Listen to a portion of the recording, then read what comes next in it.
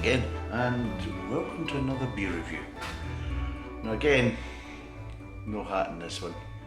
It might make an appearance, but I'm looking out for Christmas jumpers, but it's still part of the Christmas Advent beer review. I should have got a smaller, easier name that trickled off the tongue, but anyway, it's still part of the Christmas Advent beer review series. So yes, so today we're going to be doing something, it's a strange one. It's an IPA and it's supposed to be a kind of Californian IPA, and I'm just reading it. It says hoppy ale, savour the moment in the raging hop character. Sorry, as the raging hop character engages the imperial.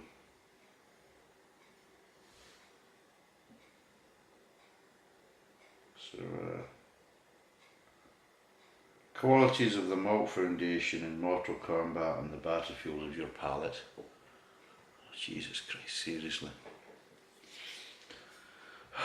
Some people are up their own arses, they really are, and this seems to be full of it. But anyway, it's a Lagunitas IPA, India Pale Ale. It's from the Lagunitas Brewing Company, Petaluma, California. Now it's a 6.2. This is another one of the Adrian's donations. Does he feel that I'm maybe not doing enough IPAs, or maybe I'm not doing enough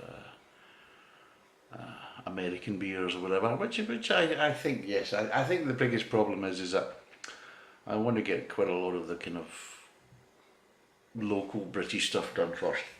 And then when I start kind of doing more kind of European stuff, I want to kind of back and forward between European and American beers and things like this. So, but now where is this made?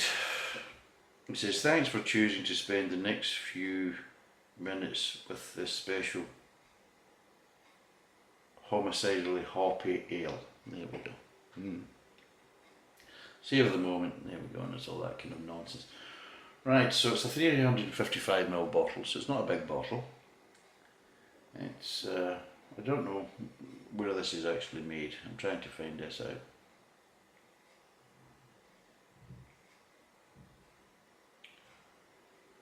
Distributed, so it's Heineken Limited.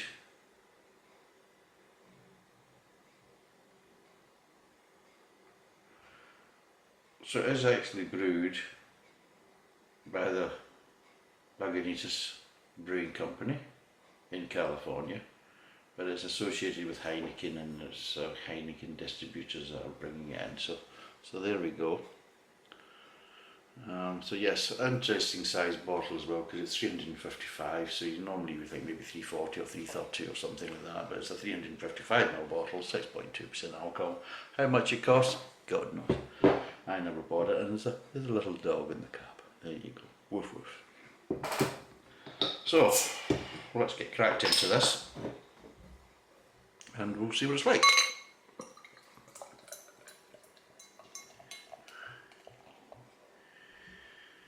Now, will it be citrusy? It being an American IPA from California? Oh, yes. There's no hiding that characteristic, let's just say that. Jeez. It's poured quite nice. Now, flavour, well, aroma wise, what am I getting? Getting grapefruit. Very hoppy. Getting slight kind of obviously blood orange and slight kind of tomatoey as well. So is that kind of freshly cut tomatoes, freshly chopped, similar like kind of almost a salsa. Kind of, yeah, it's that kind of tartness. You get a little bit of tartness as an aroma that you get from tomatoes. Yeah, so is it going to be nicely hopped, overpowering and overbearing? Let's find out.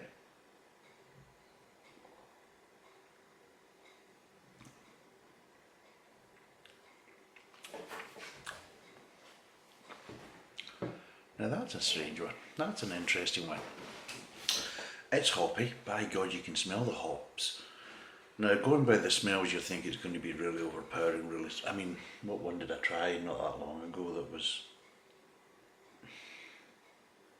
Oh, it was Sirens. It was that Crystal Cove, Californian, IPA. And it was just, I just found it, the aftertaste and everything else was just absolutely dreadful. From that point of view, it just made it kind of undrinkable, and it just killed off the enjoyment. For me personally, other people maybe like that, but I just thought the aftertaste was just so bitter and so citrusy. It was like basically chewing on the actual peel of an orange and or grapefruit, and it just, oh, just really not nice at all. It was just so bitter and so, oh. But anyway, this is a different kettle of fish. Bursting with aromas, really nice aromas. It's got citrus. Take a sip.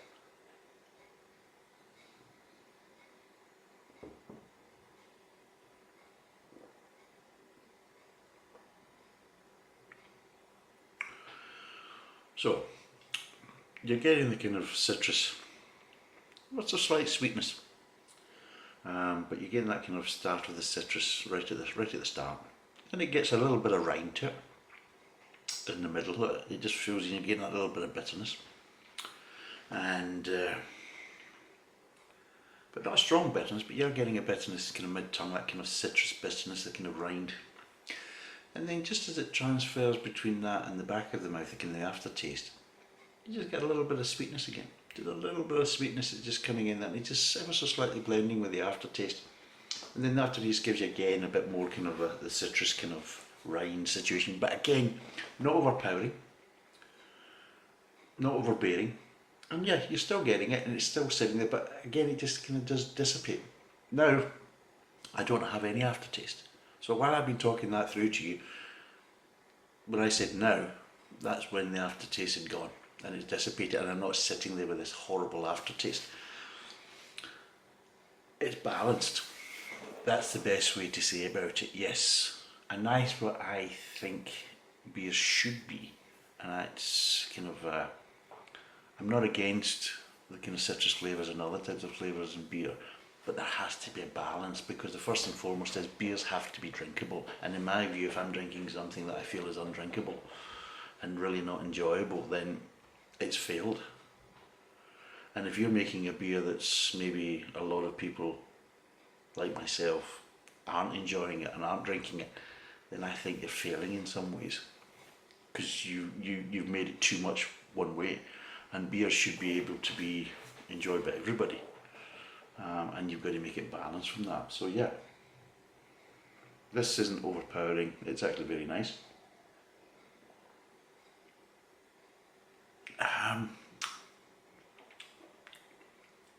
It's a strange one because it's borderline.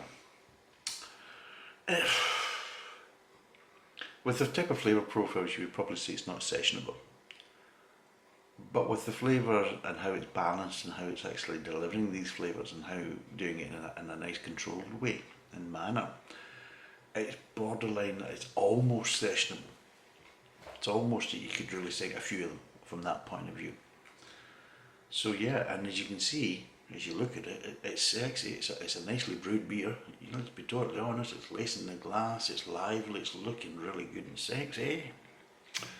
So it's a sexy looking beer, it's a well brewed beer, it's a well balanced beer, it's got nice flavour profiles, but it's still got, you know, it's still got the rind there, it's still got the bitterness, it's got the hoppiness, it's all there. Bags of flavour.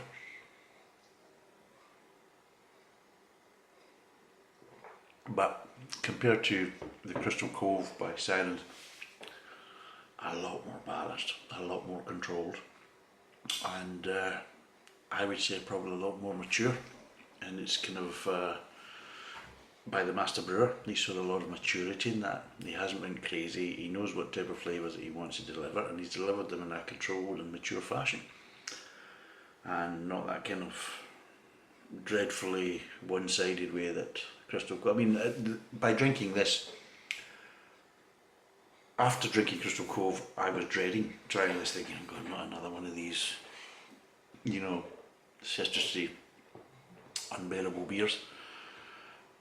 And after drinking this, it's kind of highlighted to me how badly wrong Crystal Cove California IPA by Sirens has got it. Not only is their packaging a bit wrong, I couldn't understand what the packaging was.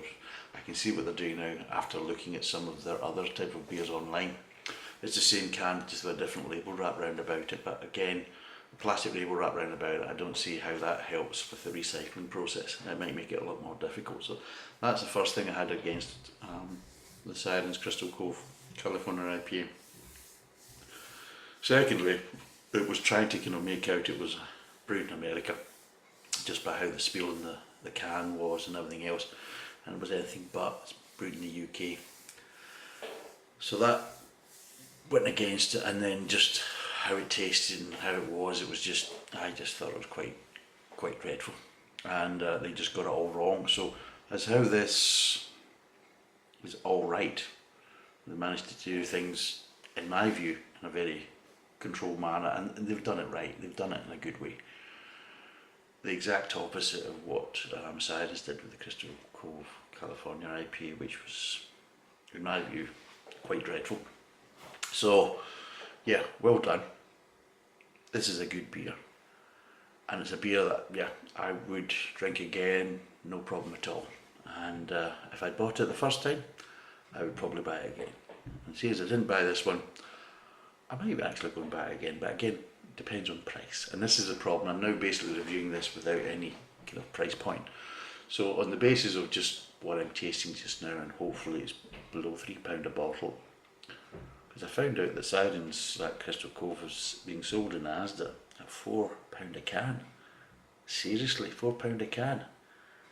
That's £3.50 too much in my view, because that's how bad I thought that beer was.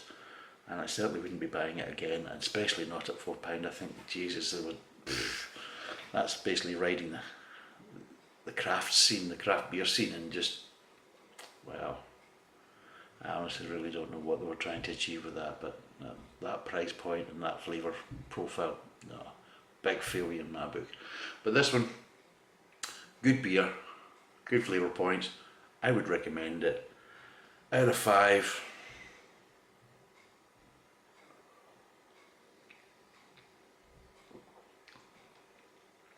I'm going to be fair to it. I'm going to actually give this a 4. I'm going to give this a 4 out of 5 because it's a well brewed beer. It's delivering flavour profiles that aren't my favourite flavour profiles, but it's delivering it in a good strong flavour. I mean, it's not lacking, it's not kind of like scaled down kind of these type of flavour profiles of the citrus and the bitterness and everything else. It's all there, and it's there in very good strength and measure. But it's delivered, and it's brewed in a nice way where it delivers it in a nice way, and it's nice and balanced, and it's spread out through the palate, and not just this heavily concentrated horrible aftertaste that just sits there and just doesn't go away. It just constantly sits there, and you actually have to take a drink of something else to get rid of it, to try and wash it away. That isn't good. This is well done. Fair play to them. I had my reservations about it. I was wrong. They've done a damn good job of this. 4 out of 5. If you like these type of beers, this is a good one. Go and try it. I recommend it. Would I buy it again? Well, like I say, I didn't buy this one, but yeah, I would. If I was going to go for an IPA and that type of stuff, and I fancied that type of kind of flavour profile, or if I was buying it for somebody who's going to come and join me who likes this flavour profile, because sometimes it's the case I don't always buy beer for my palate, I'm buying it for maybe guests that are coming in as well, then yeah, I would look for this, and I'd be interested. I will probably after this review I'll go and maybe check up and see what the prices are, because it'd be interesting to see what they're charging for this. But yeah, it's a good beer, 4 out of 5, well done. So that's us for this review. Thanks for watching, cheers, and bye for now.